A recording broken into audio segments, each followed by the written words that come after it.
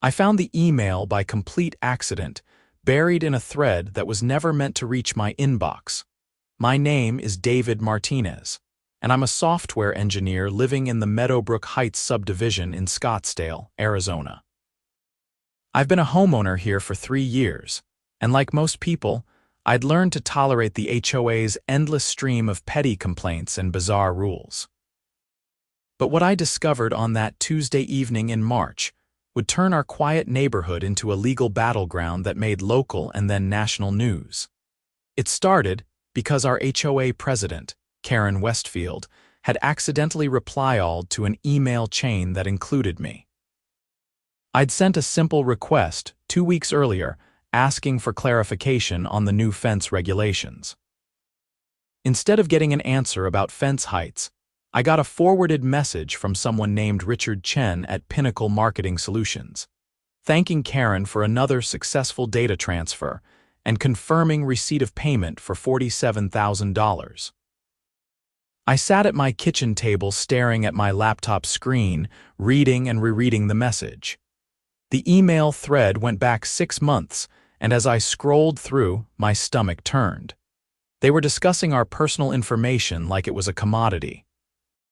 Phone numbers, email addresses, income brackets, purchase histories, family sizes, even medical information that we disclosed on community pool waiver forms. Everything we'd provided to the HOA for legitimate purposes was being packaged and sold to marketing companies. The most recent message from Karen was dated just 3 days ago. Richard, the Q1 resident data package is ready, same format as before. This batch includes the new homeowners from January and February. I've also attached the vehicle registration information and the home security system data you requested. Wire transfer to the usual account. I felt my hands shaking as I took screenshots of everything. This wasn't just unethical. This was illegal.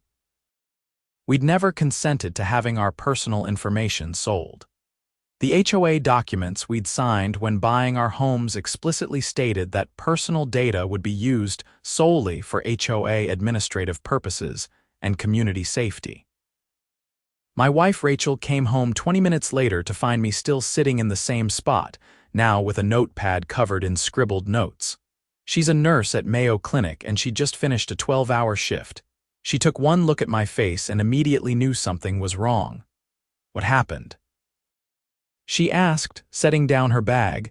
I turned the laptop toward her. Read this. Start from the bottom and work your way up.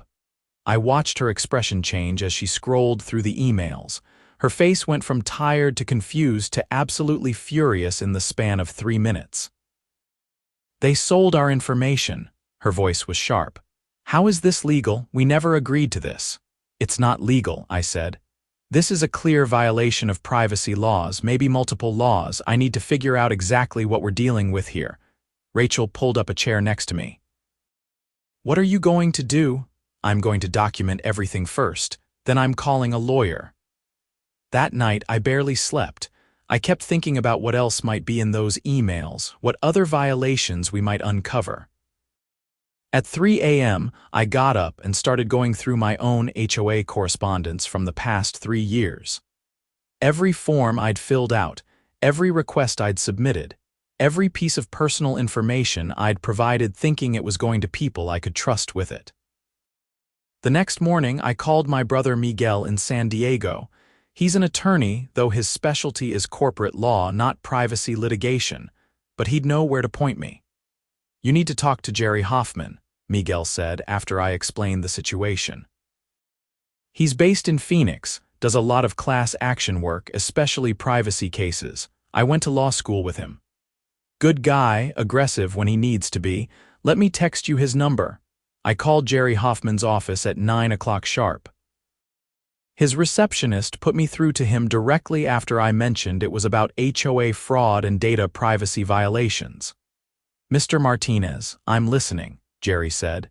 His voice was steady and professional. I explained everything, sending him the screenshots while we talked. He was quiet for a long moment after I finished. Can you come to my office this afternoon? He asked. Bring everything you have. Every document, every email, every piece of correspondence with the HOA. I want to see their governing documents, the CC and Rs, anything you signed when you purchased the property. I'll be there at 2, I said. Jerry's office was in downtown Phoenix, in one of those modern glass buildings that reflected the desert sun like a mirror. He was younger than I expected, maybe early 40s, with sharp eyes and a firm handshake. His office was organized chaos, with file boxes stacked neatly against one wall and a massive whiteboard covered in case notes. We spent 2 hours going through everything. Jerry took notes, asked questions, and periodically shook his head in disbelief. "This is bad," he finally said. "This is really bad. For them, I mean, good for us. David, what you've uncovered here is a textbook violation of multiple state and federal privacy laws. The Arizona Consumer Fraud Act, for starters. Potentially violations of the Computer Fraud and Abuse Act if they accessed any systems improperly, and definitely breach of fiduciary duty." "What's our next move?" I asked. "First, we need to verify this is real and ongoing. I want to hire a forensic investigator to trace these payments and confirm the data transfers. Second, we need to identify all the affected homeowners. How many houses in your HOA? 237. Jerry whistled low. "That's a significant class." Third, I'm going to draft a preservation letter to send to the HOA immediately, demanding they preserve all records and cease any further data sales. And fourth, we're going to file a class action lawsuit. How long will this take, if everything you've shown me is accurate? We could have a complaint filed within 2 weeks. But David, I need you to understand something. This is going to get messy. The HOA will fight back. Your neighbors will find out. Some of them might not believe it at first. Some might blame you for stirring up trouble. Karen Westfield and the board will likely try to retaliate. Are you prepared for that? I thought about it for maybe 5 seconds. Yeah, I am, because this is wrong and somebody needs to hold them accountable. Jerry smiled. Good, then let's get to work. Over the next week, things moved faster than I expected. Jerry hired a forensic accountant named Patricia Gomez who specialized in financial fraud cases. She traced the wire transfers from Pinnacle Marketing Solutions to an account held by Karen Westfield personally, not the HOA's operating account. That added another layer of potential criminal fraud to the civil violations.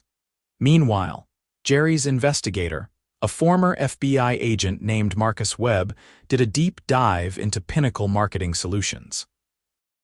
Turned out they were a data broker that specialized in buying consumer information from unexpected sources. HOA, gym memberships, local clubs, anyone who collected personal data without robust privacy protections. They'd then resell that information to advertising companies, political campaigns, and anyone else willing to pay. They're not technically doing anything illegal, Marcus explained during a conference call. The sellers are the ones violating privacy laws. Pinnacle just buys and resells data. They claim they verify the sellers have proper consent, but that's usually just a checkbox on a form nobody reads. So Karen is the one who's going to face the real consequences, I said. Karen and the HOA board, Jerry corrected.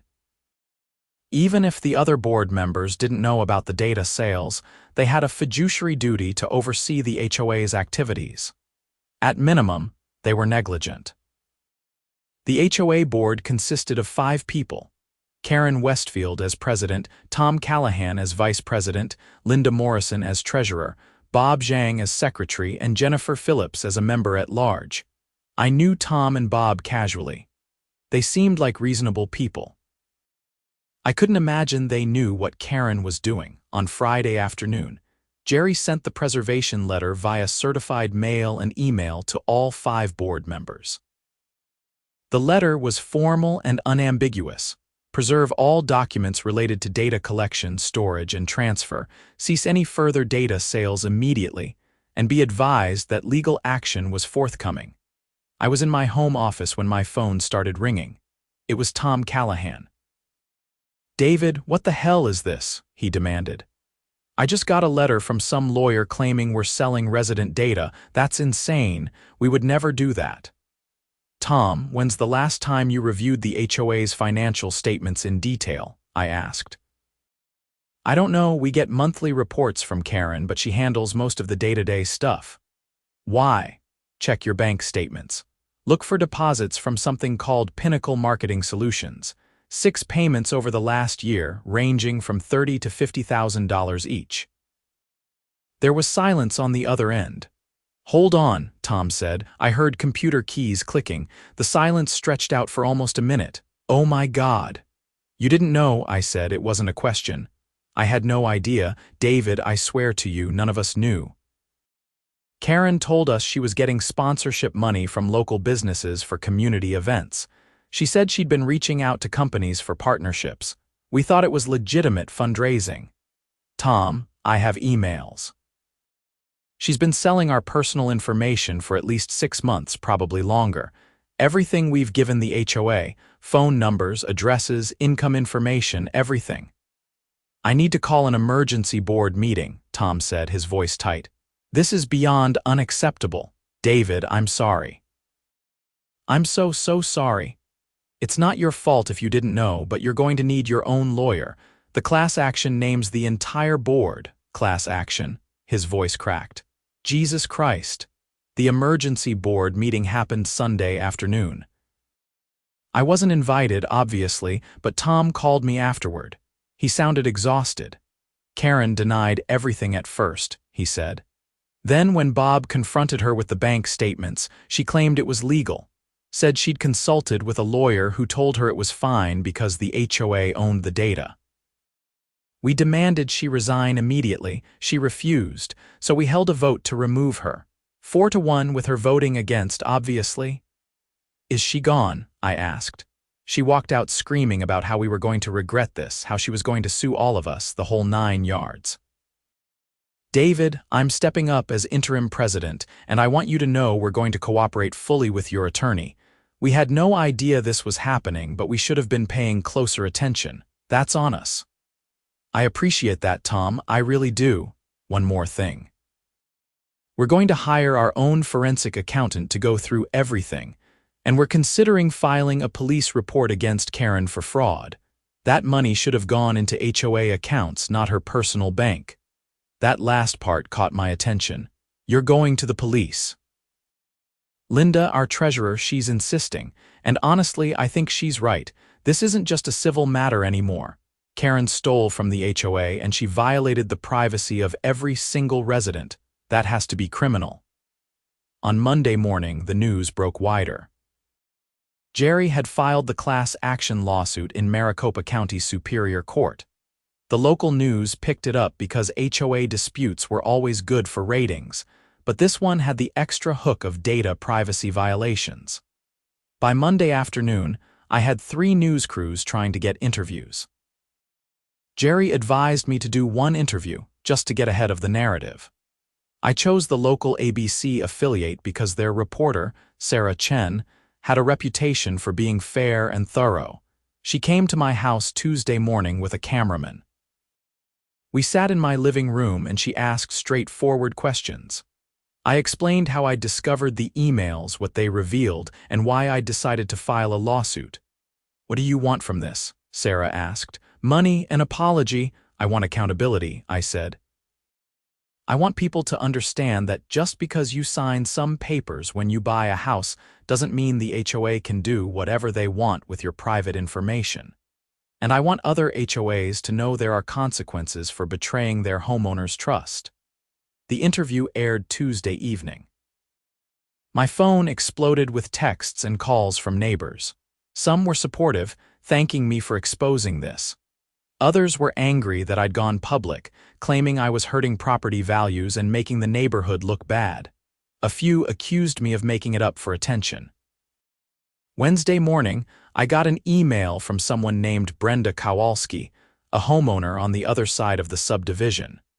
She'd found my contact information through the neighborhood Facebook group. David, I think the data sales might be why I've been getting so many targeted ads and phone calls, her email said. Last month, I filled out a form for the HOA requesting an accommodation for my daughter's medical equipment. We need to keep a generator in our side yard because she has a condition that requires powered medical devices. Within 2 weeks, I started getting calls from medical supply companies, disability insurance providers, even funeral planning services. It was horrible. I thought it was just coincidence, but now I'm wondering if they sold that information.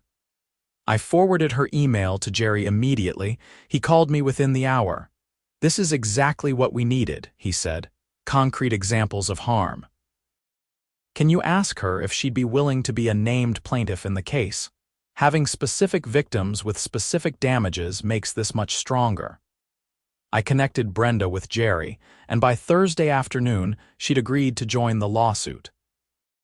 Jerry's investigator found 2 more homeowners with similar stories.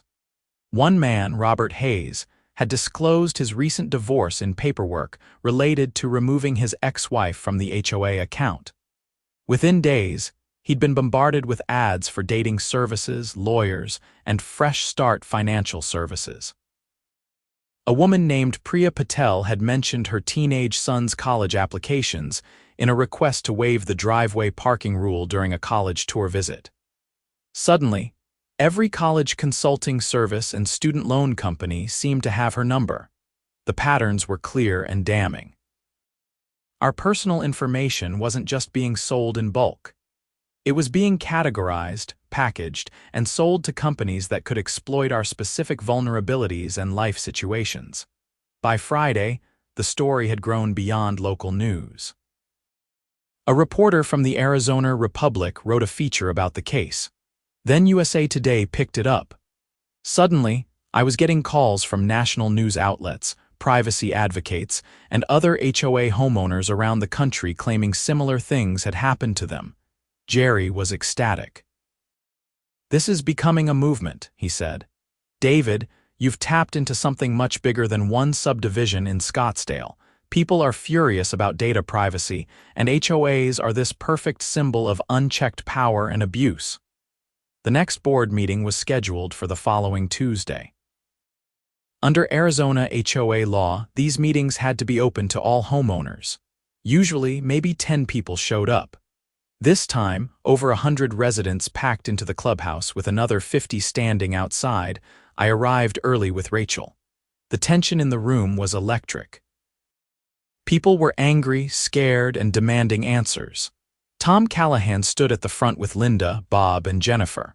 Karen was notably absent. Tom called the meeting to order and immediately addressed the elephant in the room. "I know why you're all here," he said. "You want to know what happened, how it happened, and what we're doing about it. I'm going to be completely transparent with you." He explained everything.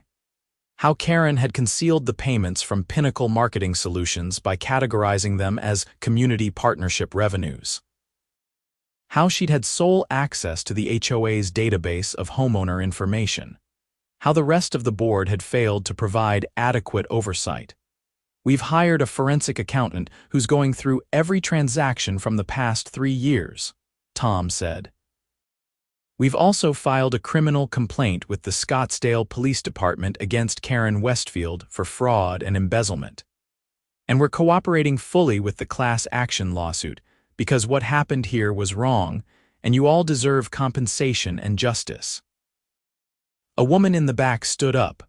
I recognized her as Patricia Holmes, a retired schoolteacher. "How do we know you're not all in on it?" she demanded. "How do we know this wasn't all of you?" Tom didn't flinch. "You don't have to take our word for it. Everything we've found is being turned over to the authorities and to the plaintiff's attorneys. If we were involved, that evidence would show it. We're also hiring an independent law firm to investigate our own conduct. If they find we were negligent or complicit, we'll step down." Another man stood up. "What about our data? Is it still out there being sold? We've sent cease and desist letters to Pinnacle Marketing Solutions and every other company we can identify that purchased data from our HOA," Linda said. "We're demanding they delete all information and confirm in writing they've done so. We're also in the process of completely overhauling our data protection policies." The meeting lasted 3 hours. People vented their anger, asked questions, and demanded accountability. By the end, most of the room seemed to believe that Tom and the other remaining board members had genuinely been deceived by Karen. But the anger toward Karen herself was palpable and intense. I spoke briefly, mostly just confirming that the class action was moving forward and that anyone who wanted to join should contact Jerry's office. I also mentioned that we were exploring options for filing complaints with federal regulators, including the Federal Trade Commission. As people filed out, a middle-aged man approached me. He introduced himself as Craig Patterson, a detective with the Scottsdale Police Department. "Mr. Martinez, I'm handling the criminal investigation into Miss Westfield," he said. "I'd like to get a statement from you and copies of any evidence you have." "Everything's already gone to my attorney," I said, "but I'm happy to cooperate. What kind of charges are you looking at? Fraud, embezzlement, potentially identity theft depending on how the data was collected and used." "The county attorney's office is reviewing it now. This is a significant case." Over the next week, the investigation expanded rapidly. Detective Patterson and his team executed a search warrant on Karen's home and seized her computers, phones, and financial records. They also subpoenaed records from Pinnacle Marketing Solutions. What they found was worse than anyone expected. Karen had been selling homeowner data for almost 3 years, not 6 months. The early transactions had been smaller and harder to trace, which is probably why they'd gone unnoticed. In total, she'd received over $280,000 in payments, all deposited into personal accounts. But that wasn't all. The forensic analysis revealed she'd also been embezzling money from the HOA's operating budget. Fake invoices from non-existent vendors, inflated costs for legitimate services, unauthorized bonuses she'd paid herself. Another $150,000 stolen over the same period. Jerry called me with updates as they came in. "David, they're going to charge her with everything. Wire fraud, computer fraud, embezzlement, identity theft. The county attorney is talking about 30 felony counts." "Good," I said. I didn't feel triumphant, just tired and angry that someone we'd trusted had betrayed us so thoroughly. The arrest happened on a Thursday morning. Detective Patterson and 2 other officers showed up at Karen's house at 7 a.m. with an arrest warrant. The local news had somehow gotten tipped off, and cameras captured her being led out in handcuffs, screaming about how this was all a misunderstanding and she'd been set up. The mugshot made the evening news. Karen Westfield, 53 years old, HOA president, accused of stealing hundreds of thousands of dollars and violating the privacy of hundreds of families. The story went national again. I did another round of interviews, this time focusing on the criminal charges and what they meant for accountability. The publicity brought more victims forward. Jerry's office was flooded with calls from homeowners in other HOAs around Arizona and then from around the country, claiming similar issues. It turned out Karen wasn't unique. Data sales by HOAs were happening in multiple states, usually orchestrated by board members who thought they'd found a clever way to generate revenue without raising dues. Jerry started coordinating with attorneys in other states to file similar lawsuits. A coalition of privacy advocacy groups got involved, pushing for federal legislation to regulate how HOAs could collect and use homeowner data. Congressional staffers reached out to me for information to support potential hearings. It was overwhelming. I'd gone from being a quiet software engineer who just wanted to understand his fence regulations to being the face of a national movement for HOA reform and data privacy. Rachel and I talked about it late at night, trying to process how much our lives had changed. "You regret it?"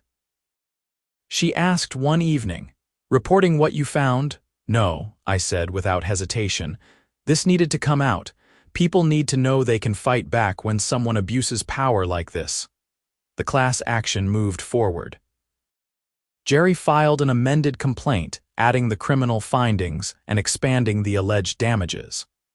We were now seeking compensation for every homeowner affected, punitive damages against Karen personally, and injunctive relief requiring the HOA to implement strict data protection policies.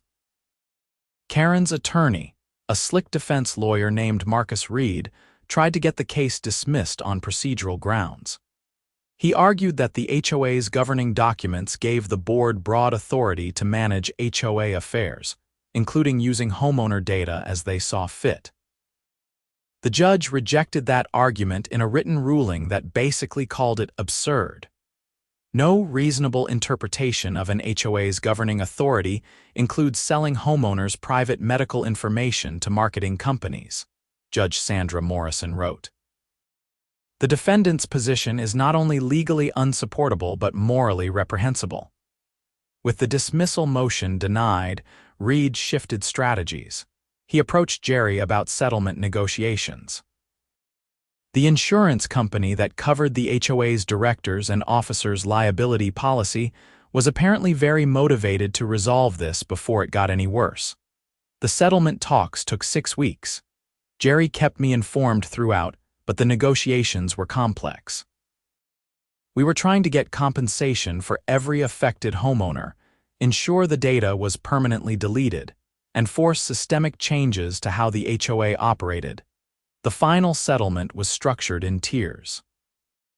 Homeowners who could demonstrate specific harm from the data sales would receive payments ranging from $5,000 to $25,000 depending on the severity. All other affected homeowners would receive $1,500 each. The HOA would implement comprehensive data protection policies drafted by independent privacy experts. Karen would be permanently banned from serving in any HOA leadership position anywhere in Arizona. And the insurance company would pay $4.2 million to cover all the settlements and legal fees. Jerry presented the settlement to the class at a fairness hearing. Judge Morrison approved it, noting that while no amount of money could fully compensate for privacy violations, the settlement was fair and reasonable under the circumstances. Meanwhile, the criminal case proceeded. Karen had pleaded not guilty to all 37 felony counts. Her defense strategy seemed to be claiming she'd been advised by a lawyer that what she was doing was legal, though she refused to name this supposed lawyer, and prosecutors suspected he didn't exist. The trial was scheduled for September. But in August, facing overwhelming evidence and the likelihood of a lengthy prison sentence if convicted on all counts, Karen accepted a plea agreement.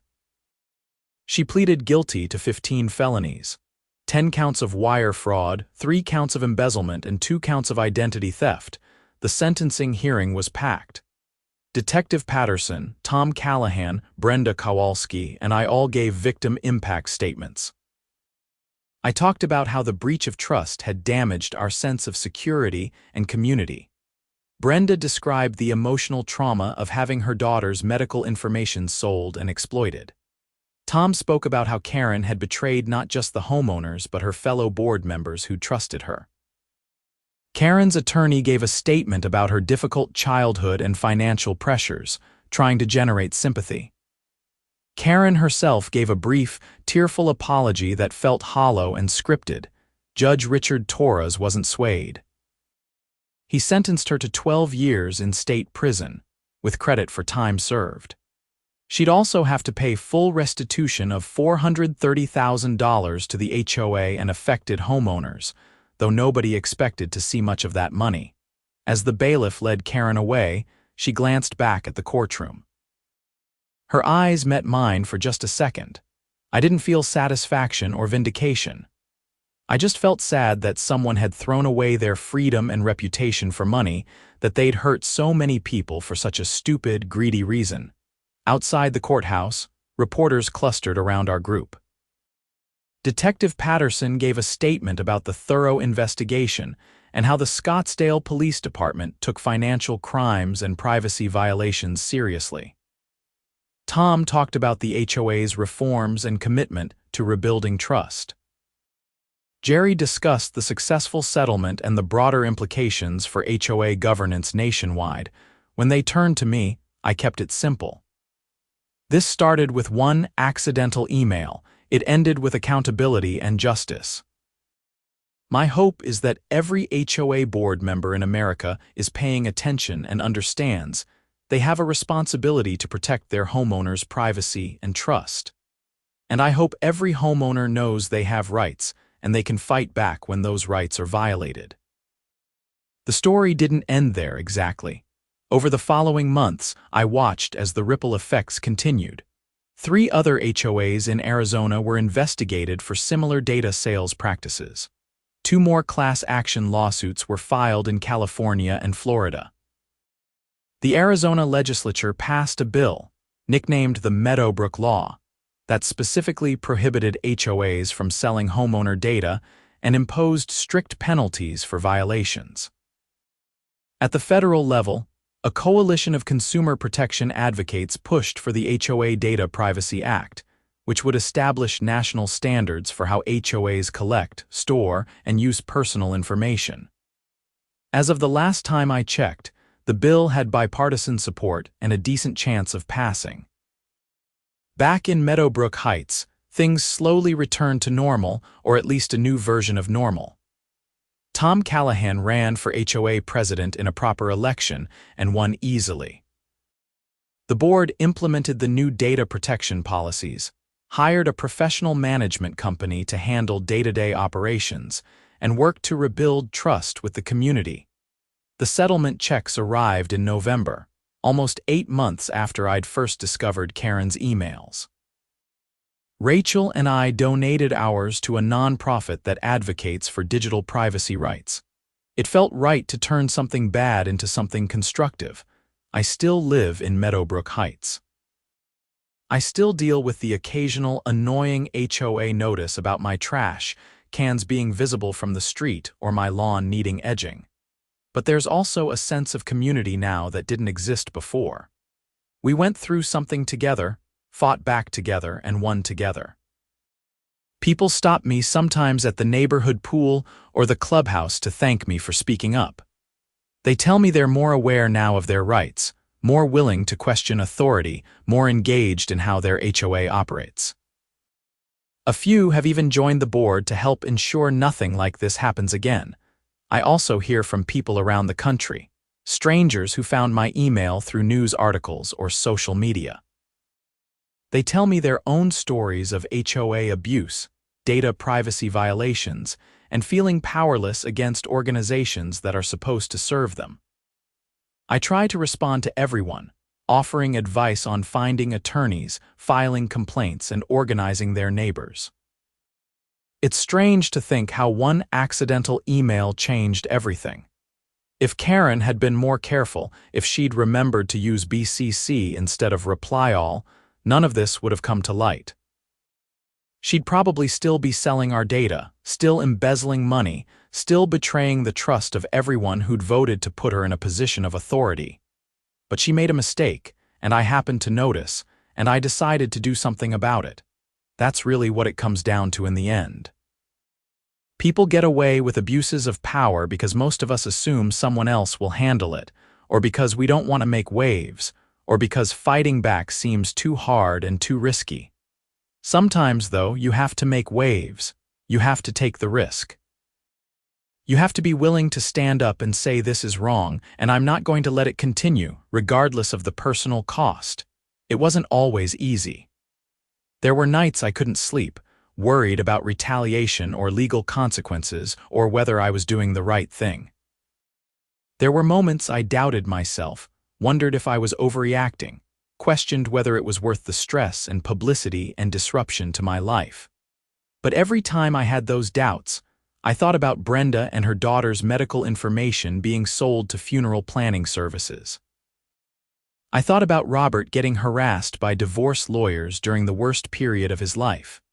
I thought about all the ways our private struggles and vulnerabilities had been turned into profit for someone who was supposed to be looking out for us. And I knew I'd made the right choice. One evening, about a year after everything started, I was sitting on my back patio with Rachel, watching the sunset over the Arizona desert. The mountains in the distance were turning purple and gold, and the air had that perfect spring temperature that makes you remember why people move to Arizona despite the brutal summers. "You think it's really over?" Rachel asked.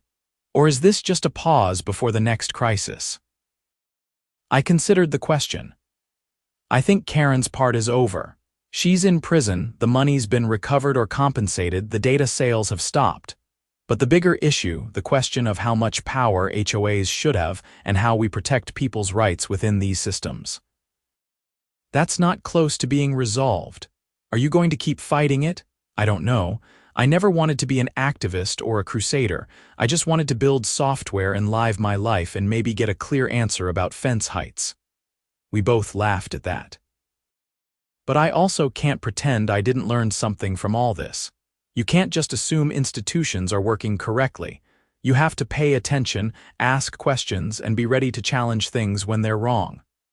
"Very philosophical for a Wednesday evening," Rachel said, smiling. "I've had a weird year." "That you have." We sat in comfortable silence for a while, and I thought about everything that had happened. The anger and frustration, yes, but also the unexpected moments of connection and solidarity. The neighbors who'd rallied together. The strangers who'd reached out with support. The journalists who'd taken the story seriously.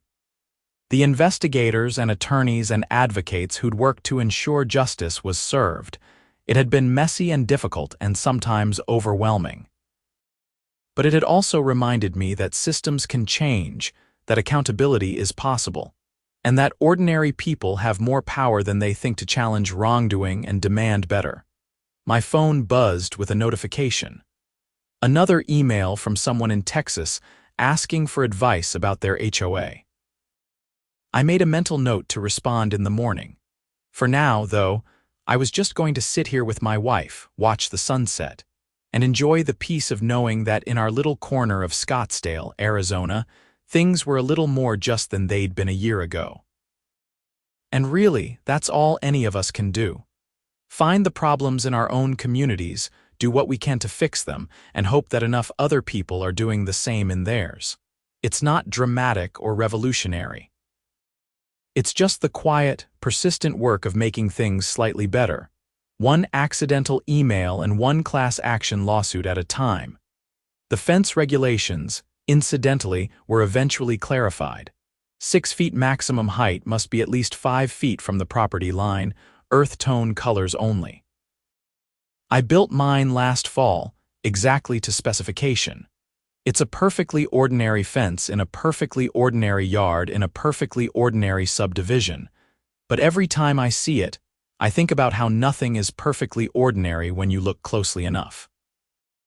Every system has its flaws, every institution has its potential for abuse, and every community needs people willing to notice and speak up when something's wrong. I'm glad I spoke up. I'm glad I made those waves.